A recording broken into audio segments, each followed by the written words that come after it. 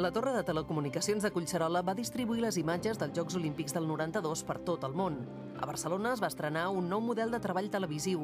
El Comitè Olímpic Internacional va crear una institució independent, la Ràdio Televisió Olímpica, per garantir l'objectivitat en la cobertura informativa, tècnicament conegut com el senyal internacional.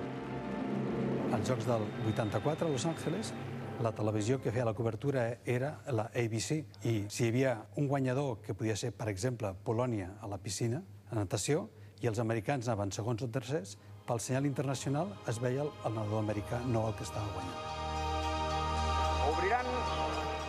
El model s'aplica als Jocs i al Mundial de Futbol. Els Jocs Olímpics de Barcelona. Cada país, després, cada televisió, té la seva personalització del senyal i té les seves pròpies addicionals, càmeres addicionals o micròfons addicionals.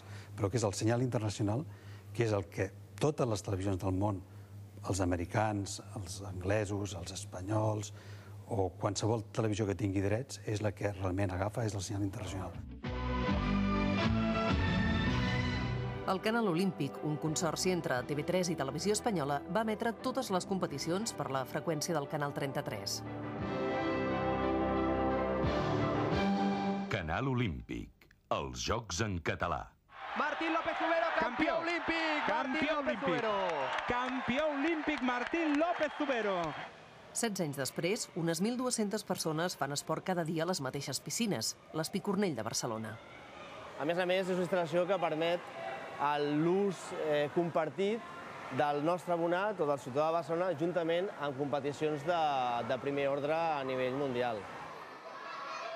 A la piscina d'hivern comença per aquests nens i nenes la familiarització amb l'aigua.